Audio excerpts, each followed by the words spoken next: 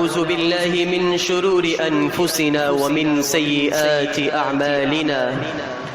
من يهده الله فلا مضل له ومن يضلل فلا هادي له. وأشهد أن لا إله إلا الله وحده لا شريك له، وأشهد أن محمدًا عبده ورسوله. أما بعد، فإن خير الحديث كتاب الله، وخير الهدي هدي محمد صلى الله عليه وسلم، وشر الأمور محدثاتها، وكل محدثة بدعة، وكل بدعة ضلالة، وكل ضلالة في النار.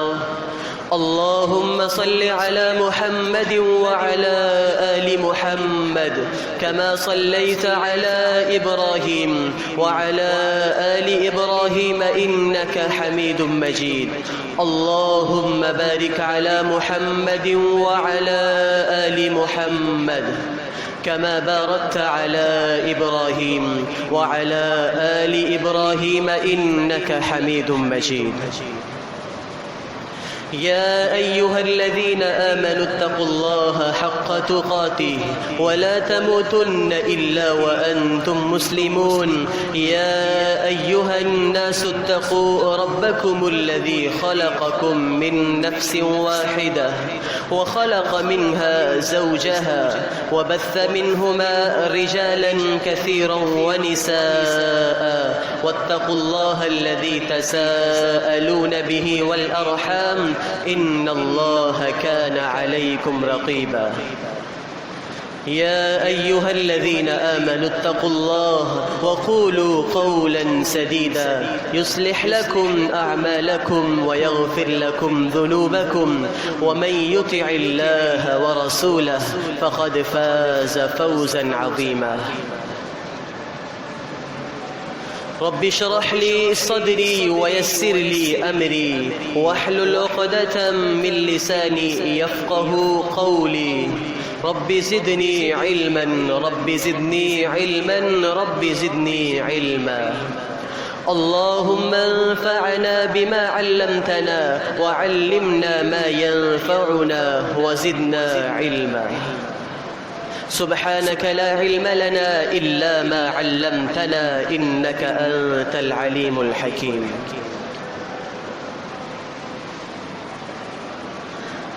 قال الله تعالى: وقضى ربك ألا تعبدوا إلا إياه وبالوالدين إحسانا إما يبلغن عندك الكبر أحدهما أو كلاهما فلا تقل لهما أف ولا تنهرهما وقل لهما قولا كريما واخفض لهما جناح الذل من الرحمة وقل رب ارحمهما كما ربياني صغيرا. ربكم أعلم بما في نفوسكم إن تكونوا صالحين فإنه كان للأوابين غفورا. معزز سامعین مکرم، حمد و ثنا کے لائق اللہ خالق کائنات ذوالجلال والاکرام کی ذات ہے.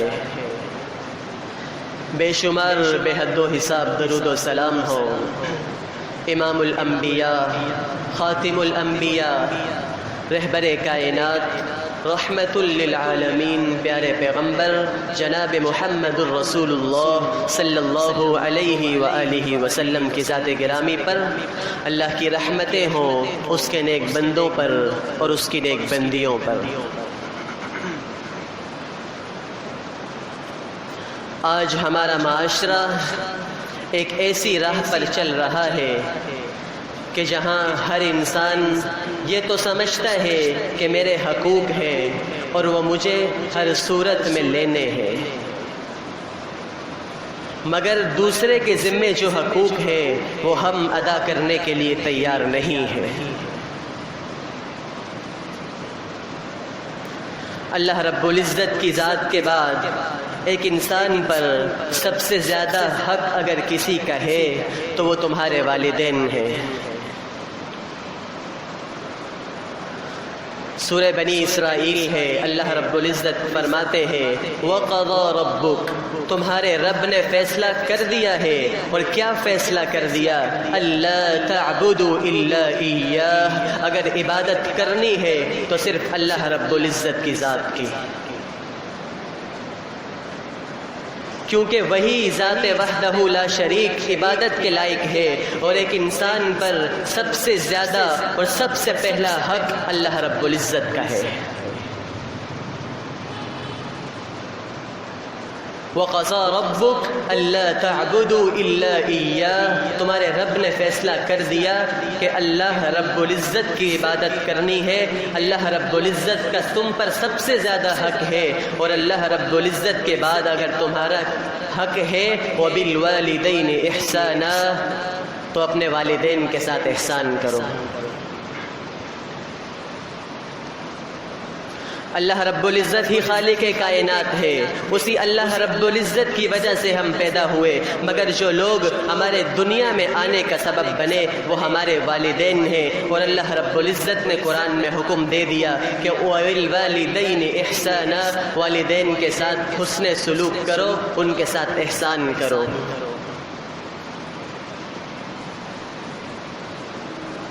کیوں احسان کرنا ہے؟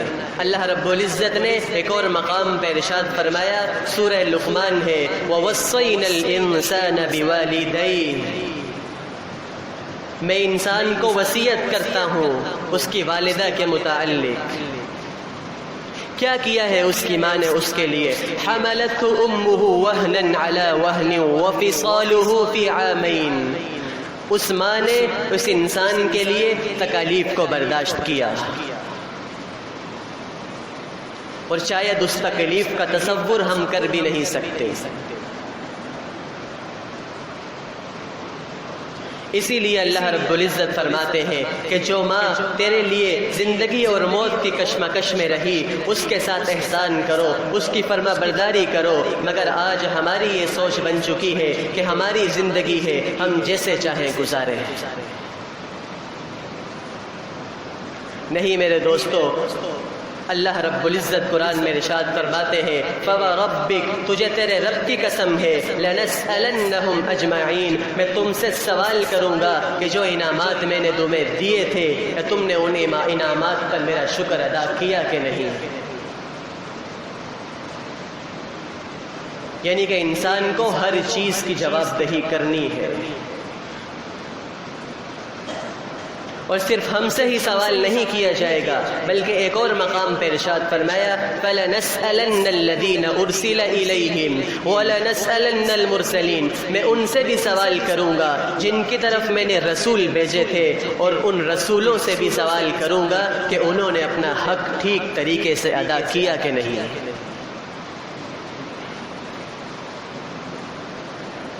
تو میرے دوستو، اگر جواب دہی سے انبیاء اور رسل بھی بری نہیں ہے تو میری اور آپ کی کیا حیثیت ہے؟ ہم کیسے اس سے بچ سکتے ہیں؟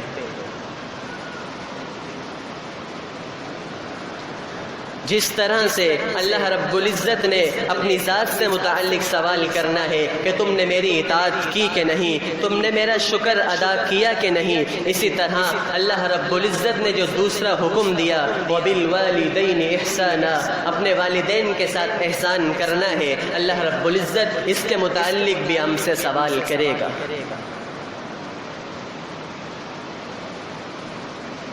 اور یاد رکھیے، دنیا مکافات عمل ہے، جو انسان بوئے گا وہی کاٹے گا۔ جو آج ہم اپنے والدین کے ساتھ رویہ رکھتے ہیں، جیسا سلوک آج ہمارا اپنے والدین کے ساتھ ہے، وہی کل کو ہماری اولاد کا بھی ہمارے ساتھ ہوگا۔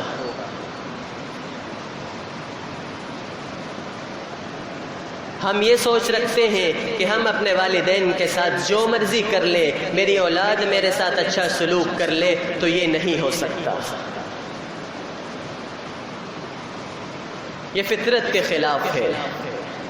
جیسی آپ کی انویسٹمنٹ ویسا ہی پروفٹ ہوگا۔ تو ہمیں سوچنا چاہیے، ہمیں اس چیز پر غور کرنا چاہیے کہ آج ہم نے اپنے والدین کے ساتھ کیا رویہ رکھا ہے، کیونکہ یہی رویہ کل کو ہمارے ساتھ بھی ہوگا۔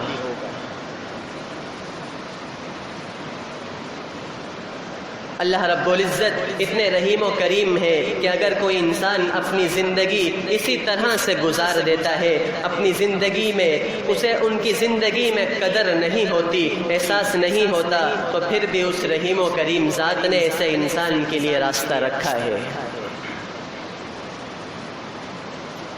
نبی مکرم صلی اللہ علیہ وسلم نے فرمایا، اگر کسی کو اس کے ماں باپ کے مرنے کے بعد بھی احساس ہو گیا تو اس کے لیے کیا راستہ ہے؟ اس کے لیے راستہ یہ ہے کہ وہ اپنے ماں باپ کی مغفرت کے لیے دعا کرتا رہے، اور اس دعا سے کیا ہوگا؟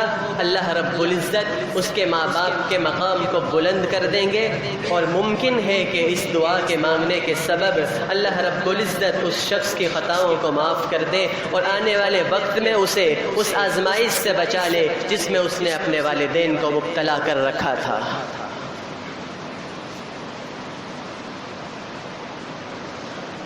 اللہ رب العزت فرماتے ہیں، وَقَضَى رَبُّكَ أَلَّا تَعْبُدُوا إِلَّا إِيَّاهُ وَبِالْوَالِدَيْنِ إِحْسَانًا إِمَّا يَبْلُغَنَّ عِندَكَ الْكِبَرَ أَحَدُهُمَا أَوْ كِلَاهُمَا فَلَا تَقُل لَّهُمَا أُفٍّ۔ اگر تمہارے ماں باپ دونوں یا دونوں میں سے کوئی ایک بھی بڑھاپے میں پہنچ جائیں، اب آپ جانتے ہیں کہ جب ایک انسان بڑھاپے میں پہنچ جاتا ہے تو اس کی طبیعت کے اندر ایک چڑچڑا پن آ جاتا ہے، تو اللہ رب العزت نے فرمایا کہ دونوں یا دونوں میں سے کوئی ایک بھی اپنے بڑھاپے میں پہنچ جائے تو انہیں جھڑکنا نہیں ہے، بلکہ جھڑکنا تو بہت دور کی بات، فلا تقل لہما اف، انہیں اف تک بھی نہ کہو، ولا تنہرہما، انہیں جھڑکنا بھی نہیں ہے، وقل لہما قولا کریما، جب بھی ان سے بات کرنی ہے عزت و احترام کے ساتھ بات کرنی ہے۔ مثال کے طور پر آپ اپنے باس کے سامنے جاتے ہیں، آپ کی گردن جھکی ہوئی ہوتی ہے، عزت و احترام کے ساتھ آپ بات کرتے ہیں، آپ ان کے سامنے ٹھیک سے بول پا نہیں رہے ہوتے، حقیقتاً یہی رویہ ہمارا اپنے والدین کے ساتھ بھی ہونا چاہیے۔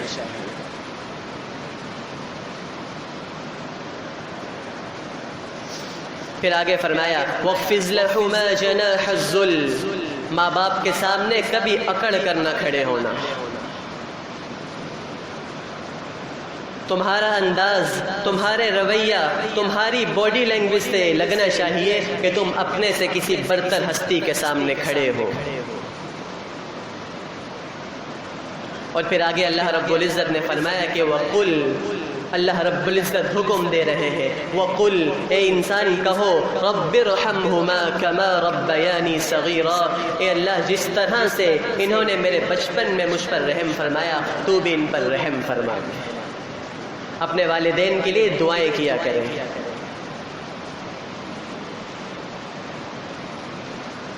تو میرے دوستو، اللہ رب العزت ہمیں حکم دے رہا ہے وَبِالْوَالِدَيْنِ إِحْسَانًا، والدین کے ساتھ احسان کرو، ان کی فرما برداری کرو، ان کے حکم کو مانو، اور یقین جانیے جو لوگ اپنے ماں باپ کے فیصلوں کو رد کرتے ہوئے اپنی مرضی سے فیصلے کر لیتے ہیں ان کی زندگیوں سے سکون ختم ہو جاتا ہے۔ جائیے دنیا میں جا کے تجربہ کر کے دیکھ لیجئے، جو لوگ بھی ایسا کرتے ہیں وہ آج دنیا میں ذلیل و خوار ہو رہے ہیں۔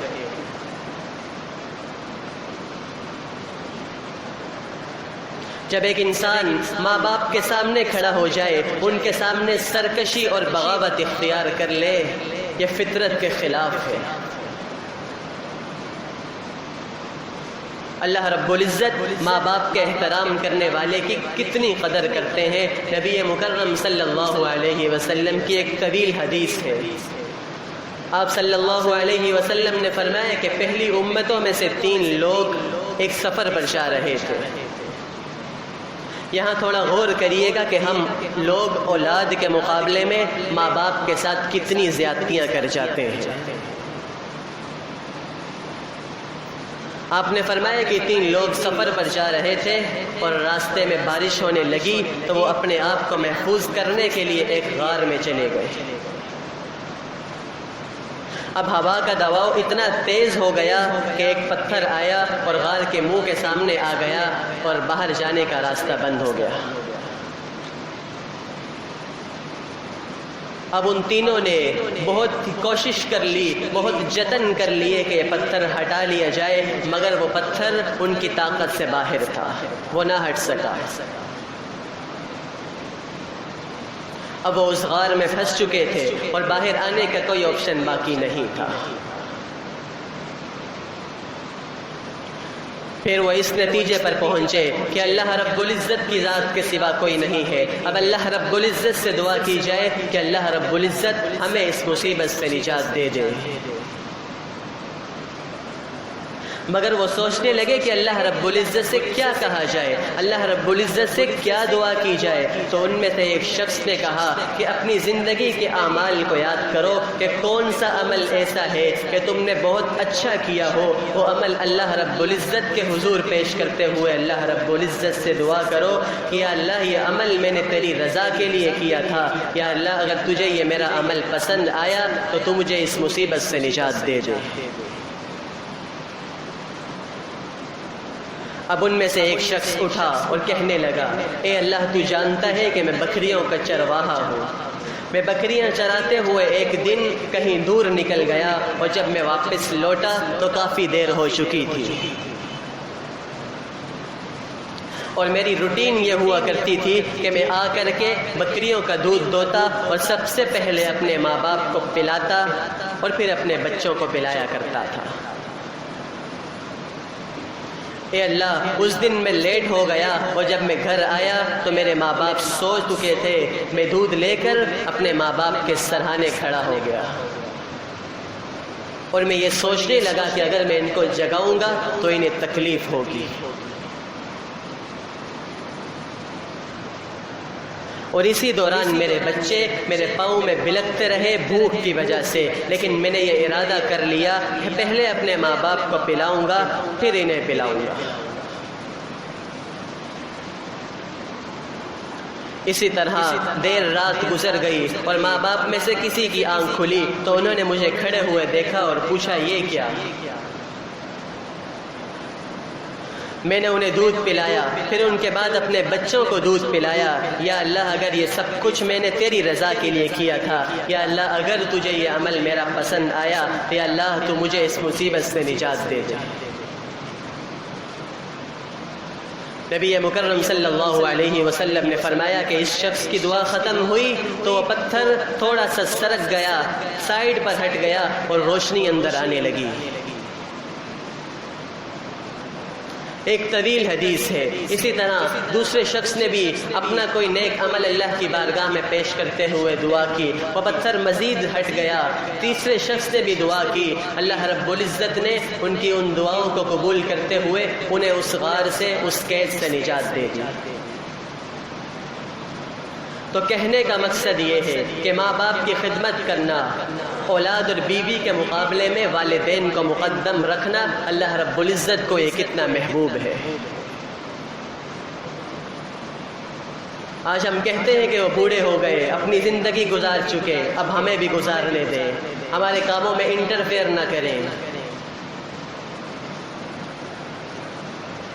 ایک دن نبی مکرم صلی اللہ علیہ وسلم کے پاس ایک شخص آیا اور آ کر کے شکایت کی، یا رسول اللہ صلی اللہ علیہ وسلم، میرا باپ میرے مال میں سے لے لیتا ہے اور مجھ سے پوچھتا تک نہیں ہے۔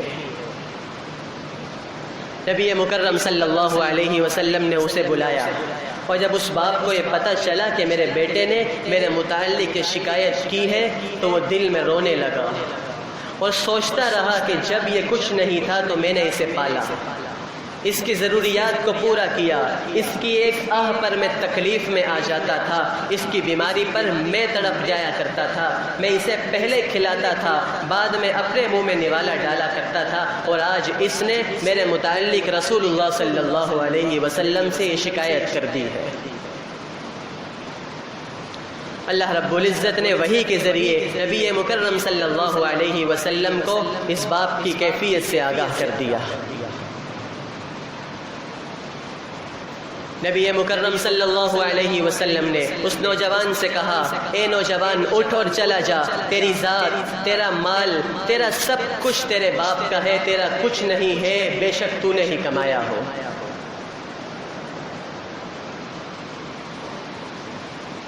اور آج ہم کیا کرتے ہیں؟ جو باپ نے کمایا ہے، جو باپ نے ساری زندگی محنت و مزدوری کر کے بنایا، آج ہم جوان ہو کر اسی باپ کے سامنے کھڑے ہو کر کہتے ہیں کہ ہمارا حصہ ہمیں دے دیجیے۔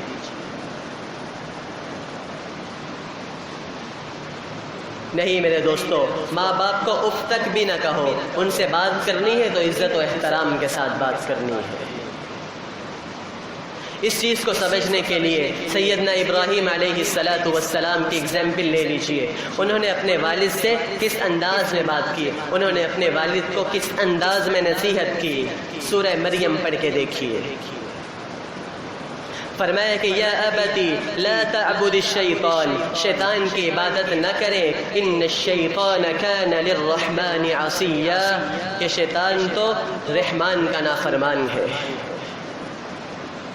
یا ابت انی اخاف ان یمسک عذاب من الرحمن، اے میرے ابا جان، آپ اللہ کو چھوڑ کر جن بتوں کی پوجا کر رہے ہیں، میں اس بات سے ڈرتا ہوں کہ کہیں اللہ رب العزت کا عذاب نہ آ جائے۔ یعنی کہ بیٹے نے باپ کو سمجھانے کی کوشش کی، لیکن احترام کو ملحوظ خاطر رکھا، بدتمیزی نہیں کی، اور باپ نے کیا جواب دیا کہ قال اراغب انت عن آلہتی یا ابراہیم، اے ابراہیم تو ان نصیحتوں سے باز آ جا، اگر تو باز نہ آیا لئن لم تنتہی لارجمنک وہجرنی ملیا، تو میں تجھے پتھر مار مار کے مار دوں گا۔ یقیناً یہاں باپ غلط بھی ہے اور ڈانٹ بھی رہا ہے کہ میں تمہیں مار دوں گا، مگر ابراہیم علیہ السلام نے جو طرز عمل اختیار کیا وہ کتنا خوبصورت ہے۔ آپ کہنے لگے قال سلام علیک، اے میرے بابا تم پر سلامتی ہو، ساستغفر لک ربی انہ کان بی حفیا، میں اپنے رب سے دعا کروں گا کہ اللہ رب العزت تمہیں معاف فرما دے، اللہ رب العزت آپ پر رحم کر دے۔ یہ انداز اللہ رب العزت کو بہت اچھا لگا۔ بے شک باپ مشرک ہے، نافرمان ہے، مگر باپ سے بدتمیزی کی اجازت اللہ رب العزت نے یہاں بھی نہیں دی۔ ماں باپ کے ساتھ حسن سلوک ہی کرنا ہے کسی بھی حالت میں، سوائے ایک حالت کے، لیکن کہا کہ اس حالت میں بھی بات کو نہیں ماننا، مگر بدتمیزی کی اجازت یہاں بھی نہیں ہے۔ وہ حالت کیا ہے؟ فرمایا کہ وَإِن جَاهَدَاكَ عَلَىٰ أَن تُشْرِكَ بِي مَا لَيْسَ لَكَ بِهِ عِلْمٍ، اگر وہ تمہیں شرک کا حکم دیں کہ فلاں کو جا کے سجدہ کرو، فلاں قبر پر جا کر سجدہ کرو، فلاں بتوں کو پوجو، فرمایا کہ اگر وہ تمہیں شرک کا حکم کرے تو فَلَا تُطِعْهُمَا، ان کی بات کو ماننا نہیں ہے، مگر بدتمیزی کی اجازت یہاں بھی نہیں ہے۔ آج میں اور آپ کیا کر رہے ہیں؟ آج ہم کہاں کھڑے ہیں؟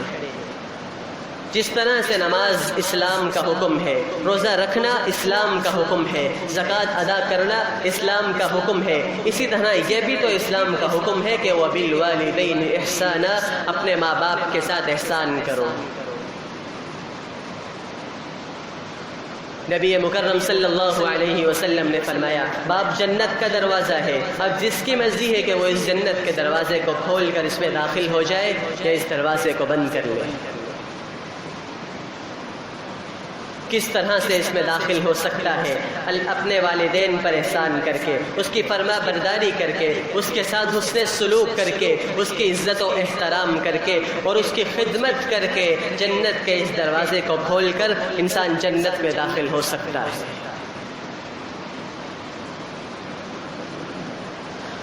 اللہ رب العزت نے فرمایا وَصَاحِبْهُمَا فِي الدُّنْيَا مَعْرُوفًا، ہماری زندگی میں جس طرح سے اللہ کی خوشنودی ہے، اللہ رب العزت کی ذات کے بعد اگر کسی کی خوشنودی حاصل کرنی ہے تو اپنے والدین کی۔ اگر بالفرض وہ ان پڑھ ہیں، مزدور ہیں، تم بڑے آفیسر بن چکے ہو، تو یہ سوچو کہ تم اس مقام پر آج پہنچے ہو تو کس طرح سے۔ یقیناً تم اس ان پڑھ اور مزدور باپ کی خون پسینے کی کمائی سے آج یہاں تک پہنچے ہو۔ تمہیں اگر آج پہچان ملی ہے، ایک نام ملا ہے، تو وہ انہی کی وجہ سے۔ تو اگر آج تم اس مقام پر پہنچ کر اس باپ کا تعارف لوگوں کے سامنے کروانے سے شرم محسوس کرتے ہو کہ لوگ کیا کہیں گے، اس کا باپ کیسا ہے، تو تم سے زیادہ بد نصیب انسان اور کوئی نہیں۔ وہ باپ جس کی وجہ سے آج تمہارا فیوچر برائٹ ہے، وہ باپ جو خود ان پڑھ تھا مگر اس نے تمہیں پڑھایا لکھایا، جس کی وجہ سے آج تم نے معاشرے میں ایک اچھا مقام حاصل کر لیا، اگر آج تم اس باپ کا تعارف کرواتے ہوئے شرمندگی محسوس کرتے ہو تو تم سے بڑا بد نصیب انسان کوئی نہیں۔ اللہ رب العزت ہم پر رحم فرمائے۔ آج ہمارے ایمان کمزور ہو چکے ہیں، ہم ایسے مفاد پرست ہیں کہ ہم چند ٹکوں کے لیے ماں باپ کو قتل بھی کرنا چاہیں تو ہم شرم محسوس نہیں کرتے۔ ہم ماں باپ کو چھوڑ دیتے ہیں، اولڈ ایج ہومز جا کر دیکھیے، لوگوں کی جنتیں رل رہی ہیں، اولادوں کو پرواہ ہی نہیں ہے۔ ایسے بھی کیسز آپ کو ملیں گے کہ لوگ مال و دولت کے نشے میں، جائیداد کی ہوس میں اپنے ماں باپ کو قتل کر دیتے ہیں۔ بعض لوگ بہنوں کی شادیاں اس وجہ سے نہیں کرتے کہ کل کو یہ جائیداد میں حصے دار بن جائیں گی اور وہ بہنیں گھروں میں بیٹھی مر جاتی ہیں۔ نبی مکرم صلی اللہ علیہ وسلم کی ایک حدیث کے الفاظ ہیں، اگر تمہارے کسی رویے کی وجہ سے تمہارے والدین کی آنکھوں میں آنسو آ گئے، وہ رو پڑے، تو یہ بدترین کبیرہ گناہوں میں سے ایک گناہ ہے۔ کبھی بھی تمہارے ماں باپ کی آنکھوں میں تمہاری وجہ سے آنسو نہ آئے۔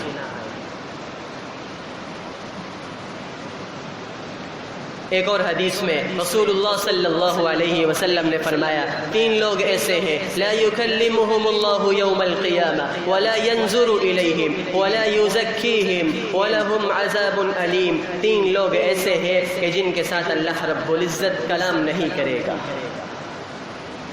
ان میں سے ایک شخص وہ ہے جو اپنے ماں باپ کی نافرمانی کرتا ہے، یہ ایسا بدترین شخص ہے، لا یکلمہم اللہ، اللہ اس سے کلام نہیں کرے گا، ولا ینظر الیہم، اس پر نظر رحمت نہیں کرے گا، ولہم عذاب علیم، اور اسے دردناک عذاب میں مبتلا کرے گا۔ تو میرے دوستو، اپنے ماں باپ کا احترام کریں، ماں باپ کی عزت کریں، ان کے ساتھ حسن سلوک کریں، اپنی دعاؤں میں اپنے ماں باپ کے لیے بھی دعائیں کیا کریں۔ رب ارحمہما کما ربیانی صغیرا، یا اللہ ان پر ایسے رحم فرما جیسے میرے بچپن میں مجھ پر رحم کرتے تھے۔ اور ایک چیز یاد رکھیے کہ اگر ہم اپنے ماں باپ کو عزت دیں گے، اللہ رب العزت ہمیں عزت دے گا، اللہ رب العزت ہمیں بلند فرما دے گا۔ نبی کریم صلی اللہ علیہ وسلم نے فرمایا کہ جو شخص یہ چاہتا ہے اللہ اس کے رزق کو وسعت دے دے، اللہ رب العزت سے دنیا میں عزت دے دے، تو اسے چاہیے کہ وہ اپنے ماں باپ کی مغفرت کے لیے دعا کرے، یعنی کہ ان کے انتقال کے بعد بھی ہمیں یہ حکم ہے کہ ہم ان کے لیے اللہ رب العزت سے دعا کریں۔ اور ان دعاؤں سے ہمیں کیا بدلہ ملے گا؟ آپ کے صرف 2 لفظوں کی وجہ سے، اللہم اغفر لی ابی، یا اللہ میرے والد کو معاف فرما دے، اللہم اغفر لی امی، یا اللہ میری ماں کو معاف فرما دے۔ آپ کی یہ 2 الفاظ نبی مکرم صلی اللہ علیہ وسلم نے فرمایا اہل جنت میں سے ایک انسان کی فضیلت اللہ رب العزت اس کے لیے اپنی نعمتوں کو مزید بڑھا دیں گے، اس کی جنت کو وسعت دے دیں گے۔ وہ اللہ رب العزت سے سوال کرے گا، یا رب میں نے کیا تو کچھ بھی نہیں ہے، تو یہ وسعتیں مجھے کیوں دے دی گئی؟ اللہ رب العزت فرمائیں گے کہ میں تجھے پہلے معاف فرما کے جنت میں داخل کر چکا تھا، تیرے بیٹے نے، تیری بیٹی نے تیری مغفرت کے لیے دعا مانگی، آج ان دعاؤں کے سبب میں تیری جنت کو مزید وسیع کرتا چلا جاؤں گا۔ تو جہاں ہماری دعاؤں سے انہیں جنت میں وسعتیں ملیں گی، انہیں عزت ملے گی، انہیں اعلیٰ مقام عطا کیا جائے گا، وہاں دنیا اور آخرت کی بھلائیاں اور عزتیں ہمیں بھی عطا کر دی جائیں گی۔ تو اللہ رب العزت سے دعا ہے کہ اللہ رب العزت ہمیں بھی اپنے والدین کے ساتھ حسن سلوک کرنے کی توفیق عطا فرمائے۔ اللہ رب العزت ہمیں ان لوگوں میں شامل فرما دے جنہیں اللہ رب العزت پسند کرتا ہے۔ اقول قولی هذا واستغفر اللہ لی ولکم ولسائر المسلمین واستغفروہ انہ هو الغفور الرحیم۔